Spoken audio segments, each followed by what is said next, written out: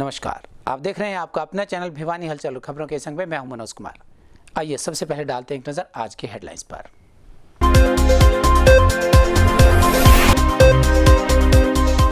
News headlines.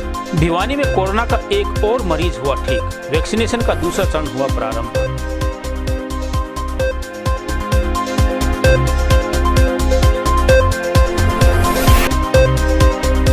चक्का जाम को ध्यान में रखकर हरियाणा रोडवेज की बसें सड़कों पर रही बंद।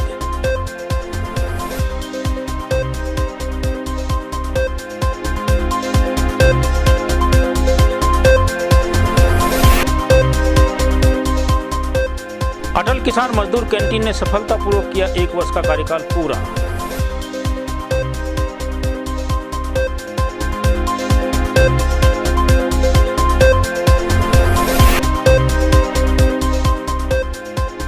श्री राम मंदिर निधि समर्पण एकत्रित करने के लिए राम भक्त पहुंचे घर घर।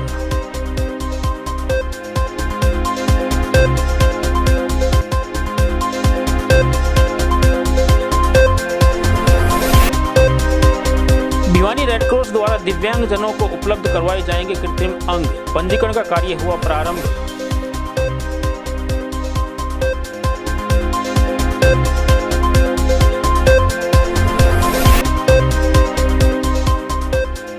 बढ़ती ठंड के बाद भिवानी में खिली धूप, बुजुर्गों व बच्चों ने उठाया धूप का आनंद।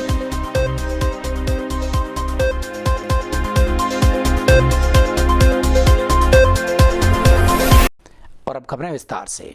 नगर में कोरोना से बचाने का टीका लगातार लोगों को लगाया जा रहा है। प्राप्त जानकारी के अनुसार अब तक जिले में आए 6,324 कोरोना पॉजिटिव केसेस में से 6,177 ठीक हो चुके हैं। इस तरह से अब एक और मरीज ठीक होने के बाद एक्टिव मरीजों की संख्या 2 रह गई है। वहीं स्वास्थ्य विभाग की टीम वैक्सीनेशन और सैंपलिंग जारी किए हुए है। स्वास्थ्य विभाग की तरफ से वैक्सीनेशन के दूसरे चरण का टीकाकरण शुरू कर दिया गया है, जिसके तहत स्वास्थ्य विभाग के अलावा पुलिस और राजस्व विभाग के अधिकारी कर्मचारियों को वैक्सीन लगाई जाएगी। स्वास्थ्य विभाग की तरफ से शुक्रवार को 392 कर्मचारियों को बुलाया गया था, जिनमें से 187 कर्मचारी पहुंच चुके थे, जिसके बाद पुलिस विभाग के 49 कर्मचारी भी पहुंच चुके हैं। विभाग की तरफ से बाकी लोगों को भी शीघ्र बुलाया जाएगा। वहीं भिवानी में एक और मरीज ठीक होने के बाद एक्टिव केसेज की संख्या 2 बची है। वहीं जिले में संक्रमित 6,324 लोगों में से 6,177 लोग ठीक भी हो चुके हैं। आपका नाम? Sub inspector Surendra Singh, line अफसर, पुलिस लाइन दादरी। जी सर, आज इस प्रकार के आदेश मिले?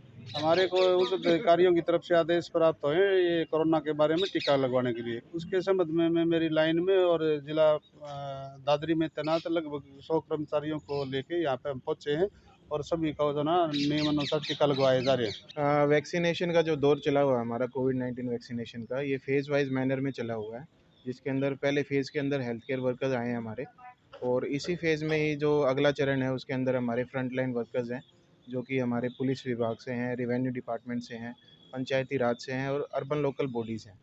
तो आज दूसरे चरण का हमने अभियान शुरू कर दिया है, जिसके अंदर रेवेन्यू विभाग से टीका लगवाने के लिए लाभार्थी हमारे पास आए हैं, और इसके साथ साथ ही पुलिस विभाग से भी काफ़ी लोग हमारे पास बेनिफिशरीज वैक्सीनेशन के लिए आए हैं। तो एक लोगों में एजिटेशन है, उसके लिए आप क्या अपील करना चाहेंगे? देखिए, लोगों से तो यही अपील है कि अब तक देश भर में हमारी जो कोविशील्ड वैक्सीन है जो हमारे पास सप्लाई में आई हुई है, इसके टीके लाखों की तादाद में लग चुके हैं, और कहीं पे भी ऐसा कोई भी हमें सीरियस या सीवियर कॉम्प्लिकेशन कहीं पे भी देखने को नहीं मिली हैं। तो आम लोग जागरूक रहेंगे, उसमें ही हमारा सहयोग रहेगा।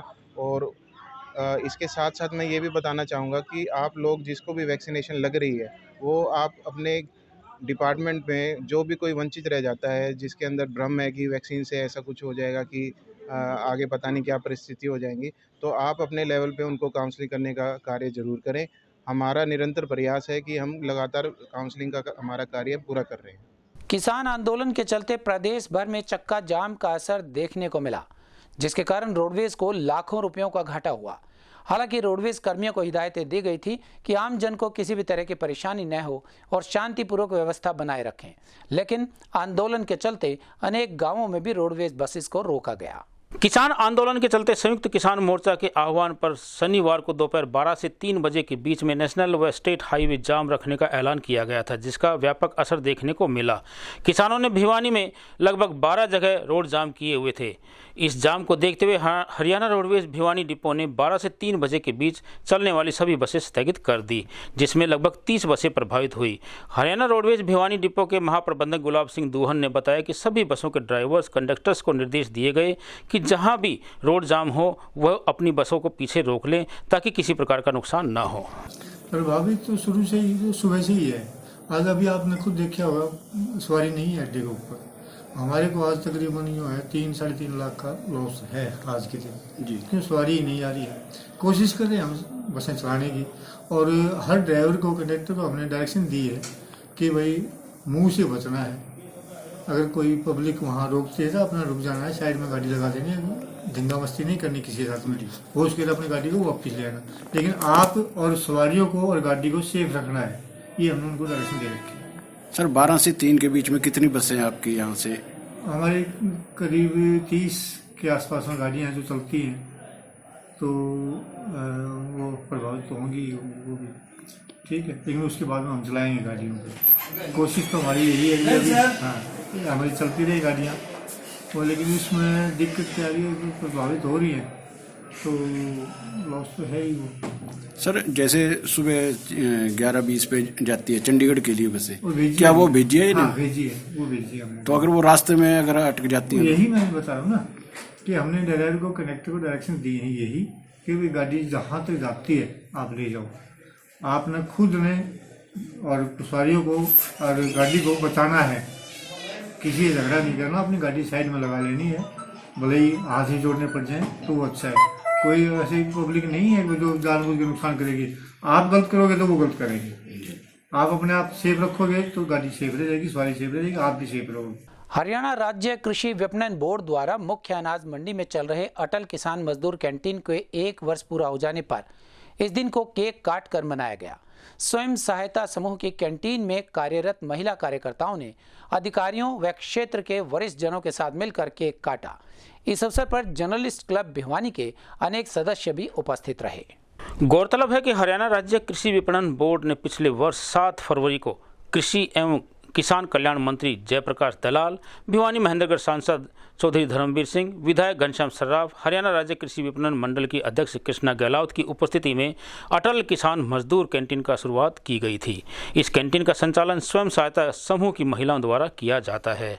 खास बात यह है कि इस स्वयं सहायता समूह की महिलाएं घर की तरह ही यहां पर भोजन का निर्माण करती हैं और बड़ी खुशी खुशी आने जाने वालों को भोजन परोसती भी हैं। यही नहीं कि भोजन के निर्माण के समय वे देशभक्ति गीतों के साथ लोक संस्कृति से जुड़े गीतों का गायन भी करती हैं। वहीं जर्नलिस्ट क्लब के प्रधान ईश्वर धामू ने भी महिलाओं को बधाई देते हुए कहा कि सहायता ग्रुप की ये महिलाएं घर की तरह से ही खाना बनाती हैं और साफ सफाई का विशेष ध्यान भी रखती हैं। उनको एक बार फिर से जर्नलिस्ट क्लब ने बधाई दी। हम जी सारा श्रेय एक तो NRLM को देते हैं जी, जिसके कारण हम यहाँ तक पहुँचे और हमारी पहचान हुई जी। एक तो सबसे पहले तो, और हम सभी बहन जी सारी स्वयं सहायता समूह से है जी, सारी महिला स्वयं सहायता समूह की महिलाएं हैं, अलग अलग गाँव से हैं जी। और जी हम यहाँ सिर्फ 10 रुपये लेते हैं जी थाली का, और सारी बहनें मिलकर खाना बनाते हैं जी सारी। और जी हमारी सरला बहन जी हैं, ये सारी है जी, प्रेम है जी, बहुत सहयोग देती जी सफाई में जी, बिल्कुल पूरी तरह से सफाई करती है अच्छी तरह जी, शाम सुबह जी। और जी खाना जी आप मजदूर भाई खाते हैं जी, हमारे किसान भाई हैं जी, तो जी खाना हम जैसे घर में नॉर्मल खाना होता है जी, उसी प्रकार से हम खाना देते हैं जी सभी को। और जी हमें बहुत खुशी है सभी को खिलाकर जी, हम बहुत खुश होते हैं जी। यहाँ जो भी भाई आते हैं जी अपना खाना खाएं भरपेट जी। हम ये चाहते हैं जी ज़्यादा से ज़्यादा यहाँ आए जी, किसान भाई भी और मजदूर भाई भी जी। आज अपने जो ये किसान कैंटीन है नई अनाज मंडी भिवानी में, इसका 1 साल पूरा हो चुका है। और 1 साल के दौरान यहाँ पर जो भी भाई मंडी में किसान है अपनी फसल लेके आती है, उनके लिए सरकार द्वारा ये बनवाई गई थी और बहुत ही किफ़ायती रेट पर यहाँ पर उनको 10 रुपये पर थाली के हिसाब से उनको खाना दिया जाता है। खाने में पूरी तरह स्वच्छता का ध्यान दिया जाता है। आपने भी ऑब्जर्व किया होगा कि कहीं भी कोई गंदगी ऐसी कोई चीज़ नहीं है। तो सरकार द्वारा बहुत ही अच्छी स्कीम चलाकर यहाँ कैंटीन खोली गई थी, जिसको आज 1 वर्ष पूरा हो गया है। किस प्रकार की खुशियाँ मनाई गई 1 वर्ष पूरा होने के बाद जी? आज 1 वर्ष पूरा होने के बाद यहाँ पर केक काटकर सभी स्टाफ के सदस्य, सभी जो भी है हमारे सम्मानीय भाईजन जो भी है, उन सभी को इकट्ठा करके यहाँ पे केक काटा गया है। ये अटल किसान मजदूर कैंटीन की पहली वर्षगांठ पर इसमें जो कार्य कर रही महिलाओं को मैं जर्नलिस्ट क्लब की ओर से बधाई देता हूँ, इनको शुभकामनाएं अर्पित करता हूँ। यह सरकार का एक बहुत अच्छा प्रयास है और ये प्रयास पूरे हरियाणा में कई जगह शुरू किया गया है और इसके बड़े अच्छे परिणाम होते हैं। जो लोग बाहर से आते हैं उनको खाना खाने में बड़ी दिक्कत होती थी, यहाँ सस्ता और जो स्वच्छ खाना है वो ये यहाँ मिलता है। ये महिलाएं जो हैं बहुत ईमानदारी से काम करती, पूरी निष्ठा से काम करके खाना बनाती हैं और सबसे बड़ी बात ये कि यहाँ खाना खाने के अलावा ये पैक करके भी खाना देती हैं और सब्सिडी पर ये खाना मिलता है, तो इसलिए खाने की कीमत यहाँ 10 रुपये मात्र रखी गई है, जो किसानों के लिए, मजदूरों के लिए बहुत बड़ी सुविधा है सरकार की ओर से। शनिवार को नगर के लोहारू रोड स्थित द आर्यन स्कूल में जिला स्तरीय लीगल लिटरेसी प्रतियोगिताओं का आयोजन किया गया। इस अवसर पर जहां सीजीएम मैम शेखा ने मुख्य अतिथि के रूप में शिरकत की, वहीं जिला शिक्षा अधिकारी श्री अजीत सिंह शौरान ने विशिष्ट अतिथि के रूप में शिरकत की। यहां अनेक विद्यालयों के बच्चों द्वारा विभिन्न आइटम्स में भाग लिया गया, जिनके विजेताओं को पुरस्कृत भी किया गया। शनिवार को लोहारू रोड पर स्थित आर्यन स्कूल में बच्चों को कानून के प्रति जागरूक करने के लिए जिला स्तरीय लीगल लिटरेसी कंपटीशन का आयोजन किया गया। इस अवसर पर जिला विधिक सेवा प्राधिकरण सचिव एवं मुख्य न्यायिक दंडाधिकारी शिखा ने बतौर मुख्य अतिथि शिरकत की। इस अवसर पर प्राधिकरण सचिव ने बच्चों व उपस्थित लोगों को कानून के बारे में जागरूक किया। वहीं कानून में विभिन्न स्कूलों के बच्चों द्वारा सांस्कृतिक कार्यक्रम का आयोजन भी किया गया। वहीं प्रतियोगिता में विजयी बच्चों को प्राधिकरण सचिव ने प्रमाण पत्र व पुरस्कार देकर सम्मानित किया।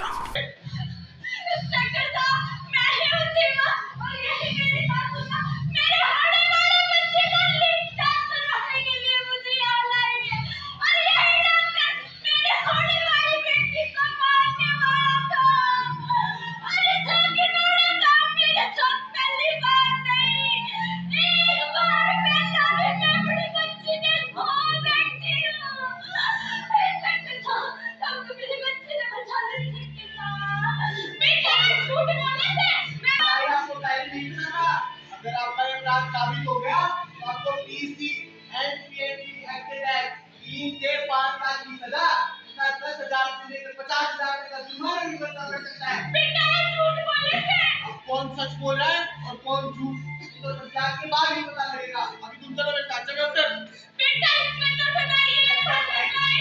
जांच में रामप्यारी को दोषी पाया गया और जेल भेज दिया गया। मनोज कुमार जी।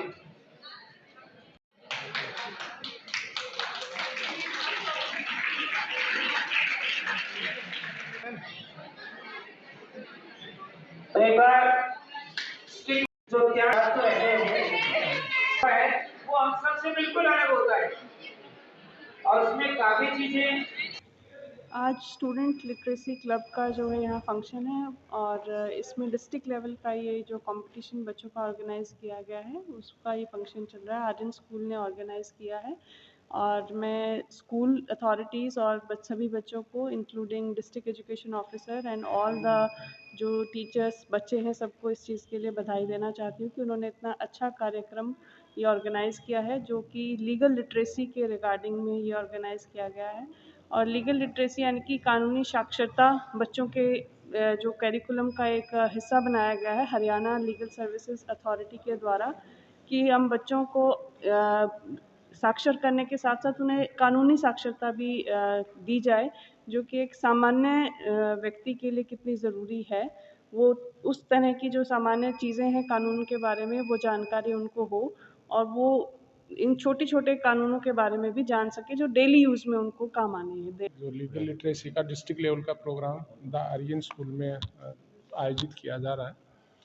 जैसे मैम ने अभी आपको बताया कि हम एकेडमिक उसके साथ साथ जो को करिकुलर एक्टिविटीज़ या डेमोक्रेटिक कंट्रीज में जहाँ रूल ऑफ लॉ है, तो हमें उस चीज़ों के बारे में बच्चों को पता होना चाहिए, उनके प्रति श्रद्धा या उनके बारे में जानकारी ज़रूरी है। तो उसी परिप्रेक्ष्य में ये चीज़ें रूटीन में लीगल अथॉरिटी द्वारा या बच्चों को सिखाई जा रही हैं। इसी प्रकार जैसे हमारे यूथ पार्लियामेंट होती है स्कूल में, वो भी डेमोक्रेटिक सिस्टम को बिल्डअप करने के लिए उसके अंदर बच्चों का युवा अवस्था में ही वो अपने देश के कॉन्स्टिट्यूशन, उनके राइट्स, उनकी क्या क्या चीज़ें हैं, कौन सी सोशल सिविल्स हैं जिनके ऊपर लीगल एक्शन वो ले सकते हैं, किन चीज़ों का वो प्रिकॉशंस रख सकते हैं। तो ये सारी चीज़ें यदि बच्चा बचपन से ही और शैक्षिक माहौल में इसको एक प्रकार से अपने एकेडमिक उसके साथ लेके चले, तो वो अपने पेरेंट्स को भी, अड़ोस पड़ोस को भी और खुद भी एक अच्छा नागरिक, जिम्मेवार नागरिक बनने डिस्ट्रिक्ट लेवल का जो ये लीगल लिटरेसी मिशन का जो प्रोग्राम है उसको होस्ट करने का हमारे विद्यालय को जो मौका मिला, उसके लिए शिक्षा विभाग का हम धन्यवाद करते हैं। और ये प्रोग्राम बहुत ही अच्छी मेहनत की हुई है। हमने देखा टीचर्स ने, बच्चों ने इतनी मेहनत की है, इतने भावनात्मक स्किट का मैं प्रोग्राम देख रहा था। बहुत ही अच्छी शिक्षाप्रद कार्यक्रम का ये सारा आयोजन किया गया है और हमें बड़ी खुशी है कि हमारे विद्यालय के प्रांगण में अभी कोरोना की वजह से जो स्कूल के अंदर अभी कुछ शुरुआत नहीं हो पाई थी, बच्चे स्कूल में नहीं आ रहे थे, तो जो कमी होती है एक्चुअली, चाहे वो स्कूल के रेगुलर स्टूडेंट्स हैं या नहीं हैं, लेकिन जो आज इतने बच्चे हमारे विद्यालय में आए, इतने टीचर्स आए, इतने जो गेस्ट आए हैं, उन सबको होस्ट करके हमें बहुत खुशी मिली है। राम मंदिर निर्माण में मेरा भी योगदान लीजिए, यह कहना था गरीब व बुजुर्ग लोगों का। निधि समर्पण एकत्रित करने वाले राम भगत लगातार गांव-गांव और शहर की सभी गलियों में जा रहे हैं और राम नाम के जयकारों के साथ निर्माण राशि एकत्रित कर रहे हैं। जैसा कि आप जानते हैं कि 492 वर्ष के बाद राम मंदिर निर्माण की प्रक्रिया को शुरू किया जा चुका है। इस कड़ी में राम मंदिर निधि समर्पण को एकत्रित करने के लिए राम भक्त गांव-गांव, शहर-शहर, घरों में जा रहे हैं। आपको बता दें कि राम मंदिर के निर्माण के लिए जहां एक और वृद्ध व्यक्ति अपनी पेंशन से भी पैसे दे रहे हैं, दूसरी तरफ बच्चे भी राम मंदिर निर्माण को लेकर काफ़ी उत्साहित हैं। वहीं गरीब लोग भी निधि समर्पण में पैसा देकर अपना उत्साह व्यक्त कर रहे हैं। जो राम निधि समर्पण अभियान चला हुआ उसका जिला भिवानी का प्रमुख, आज हमारी जो टीम है राम भक्त हैं, जिसमें विश्व हिंदू परिषद, बजरंग दल और अन्य सभी धर्म प्रेमी संस्थाओं के पदाधिकारी, कार्यकर्ता शामिल हुए और सभी ने सेवा बस्ती जो रेलवे स्टेशन के पीछे की साइड में है, सेवा बस्ती के अंदर इसमें ऐसे परिवार रहते हैं जो बेचारे कभी मेला लगता था उसमें अपने गुलदस्ते वगैरह, खिलौने वगैरह बेचकर पेट पालन करते थे, लेकिन इस साल में कोरोना के कारण वो कार्य तो हो नहीं पाया, तो इसलिए ये शहर में कूड़ा बिनने, कागज़ बिनने, प्लास्टिक बिनने का कार्य कर रहे हैं। और उन्होंने बड़ा उत्साह दिखाते हुए ये माता ने अपनी उस नेक कमाई में से भगवान राम को 100 रुपये का समर्पण किया है और अभी हम इनकी कॉलोनी में घर घर जाएंगे और सभी से समर्पण लेंगे। बड़ा उत्साह का माहौल है, बड़े जोर जोर से श्री राम जय राम के नारे लगा रहे हैं। भिवानी शहर में लगातार दुर्घटनाओं की संख्या बढ़ती ही जा रही है। शनिवार सुबह एक दुर्घटना का मामला सामने आया जिसमें भिवानी के नीम चौक की रहने वाली कविता नामक महिला की अज्ञात वाहन की चपेट में आने से मौत हो गई। पुलिस ने मौके पर पहुंचकर शव को अपने कब्जे में लिया और पोस्टमार्टम करवा परिजनों को सौंप दिया। बताया जाता है कि कविता रोज सुबह देवसर धाम मंदिर के दर्शन के लिए जाती थी, लेकिन कल मौसम खराब होने के कारण वह दर्शन के लिए सुबह नहीं जा पाई, तो कविता शाम के समय घर से निकल पड़ी और करीब 4:30 बजे घर से वो निकली। उसके बाद वो घर वापस नहीं लौट पाई। इसके बारे में परिवार वालों को चिंता हुई और परिवार वालों ने कविता के पास कई बार फ़ोन भी लगाया, लेकिन फ़ोन नहीं मिल पाया। फिर सुबह ही भिवानी के सामान्य अस्पताल से फ़ोन पर कविता के पति के पास आया और उसकी पहचान के लिए कविता के पति को हॉस्पिटल में बुलवाया गया, जिस पर कविता के रूप में उसकी पहचान की गई। उसकी शिनाख्त के बाद उसके बड़े भाई को भी बुलाया गया। परिवार वालों ने बताया कि कविता की मृत्यु एक्सीडेंट होने से हुई है। परिवार वालों का कहना है कि जल्द से जल्द अज्ञात वाहन का पता लगाया जाए और कानूनी कार्रवाई करते हुए इसे अमल में लाया जाए। तो उससे हमें पूरी रात हमने देखा, कोई सुराग हमें मिला नहीं। अब वो अपनी कार्रवाई कर रहे हैं। आज सुबह हमें जैसे पता चला तो ये पता चला कि जैसे उनको यहाँ पे लेके आए थे, कोई गाड़ी वाला छोड़ के गया था हॉस्पिटल में। अब ये नहीं पता अज्ञात वाहन था, उससे एक्सीडेंट हुआ है। सर पे उनके चोट आई हुई है। कितने बच्चे थे सर? इनके 2 बच्चे हैं। क्या नाम, क्या उम्र थी सर बच्चों की? वाइफ उनकी होगी जी लगभग 36 के आसपास। प्रशासन से क्या मांग करते हैं? प्रशासन से ये मांग करते हैं कि जो भी कोई हो उसके खिलाफ सख्त से सख्त और जल्द से जल्द कार्रवाई की जाए। नगर उपायुक्त जयवीर सिंह आर्य के निर्देशानुसार दिव्यांग जनों को तिपहिया साइकिल्स और कृत्रिम अंग वितरण के लिए पंजीकरण 9 फरवरी से शुरू हो जाएगा। यह कहना था रेड क्रॉस के सचिव मनोरंजन शर्मा का। उन्होंने बताया कि पंजीकरण के बाद ही जिला उपायुक्त के माध्यम से कृत्रिम अंगों और तिपहिया साइकिल्स इत्यादि का वितरण किया जा सकेगा। इस बारे में रेड क्रॉस सचिव मनोरंजन शर्मा ने बताया कि भिवानी के दिव्यांगजनों को तिपहिया वाहन, साइकिल व अनेक प्रकार के प्राकृतिक शारीरिक अंग उपलब्ध करवाने के लिए पंजीकरण का कार्य शुरू किया जा चुका है, जिसके तहत शीघ्र ही रेड क्रॉस के अध्यक्ष व उपायुक्त जयवीर सिंह आर्य के निर्देशानुसार इन्हें दिव्यांगजनों को उपलब्ध करवाया जाएगा। देखिए, रेड क्रॉस द्वारा APCPL झाड़ली के साथ वार्तालाप करके CRS फंड के तहत भारत सरकार की कंपनी एलिम्को के माध्यम से जिले के दिव्यांगजन को अलग अलग तरह के सहायक उपकरण, जिसमें मोटराइज ट्राईसाइकिल है, हाथ से चलाने वाली तिपहिया साइकिल है, व्हील चेयर है, कानों से सुनने की मशीन है, इस तरह के अन्य उपकरण प्रदान किए जाने के लिए इनका पंजीकरण किया जाना है, पहचान की जानी है, चिन्हित किया जाना है, जिसके लिए भारत सरकार के कर्मचारी अधिकारी 4 दिन के लिए यहाँ अपने ज़िले में कैंप करेंगे। 9 तारीख को कैंप जो है हमारा भवानी खेड़ा में होगा, 10 तारीख को ये कैंप सिवानी में है, 11 तारीख को ये इसी प्रकार का कैंप लोहारों में किया जाएगा तथा 12 तारीख को अंतिम कैंप भिवानी शहर में किया जाएगा।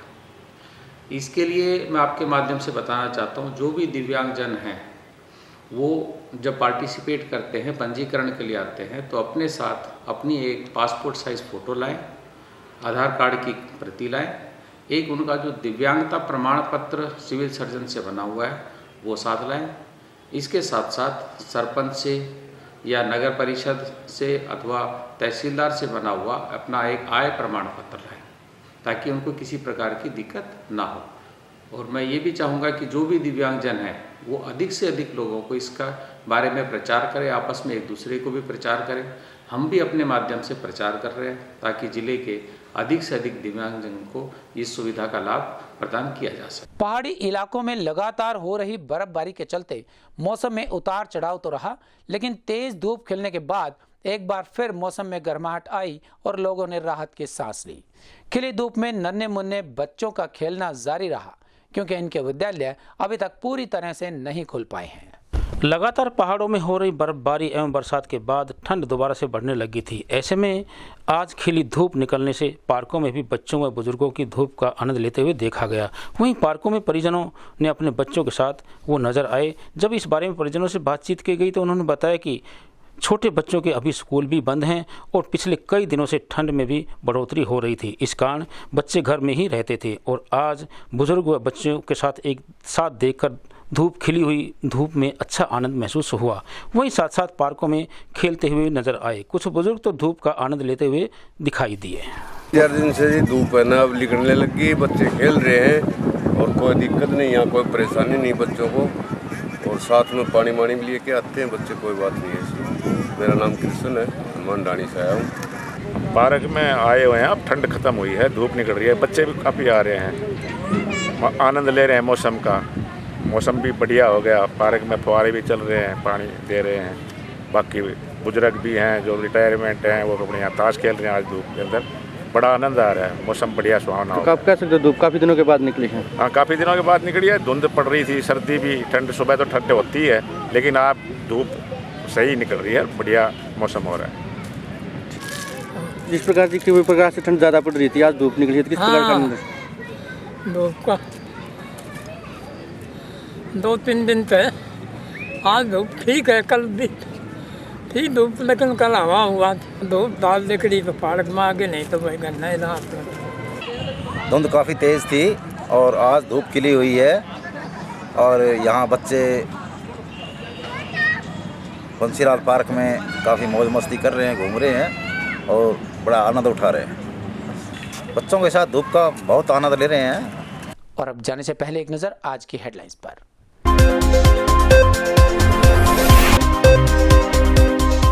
News headlines.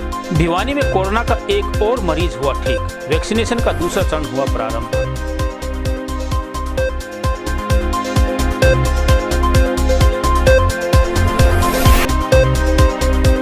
चक्का जाम को ध्यान में रखकर हरियाणा रोडवेज की बसें सड़कों पर रही बंद।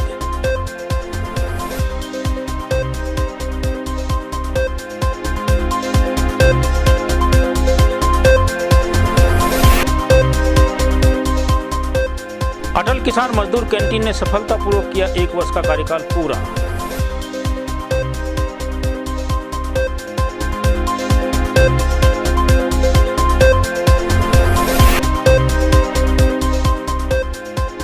श्री राम मंदिर निधि समर्पण एकत्रित करने के लिए राम भक्त पहुंचे घर घर।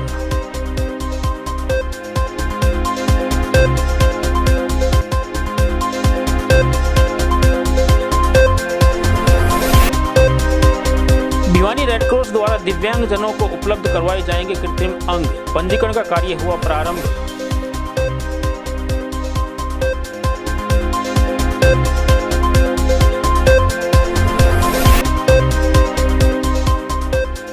बढ़ती ठंड के बाद भिवानी में खिली धूप। बुजुर्गों व बच्चों ने उठाया धूप का आनंद।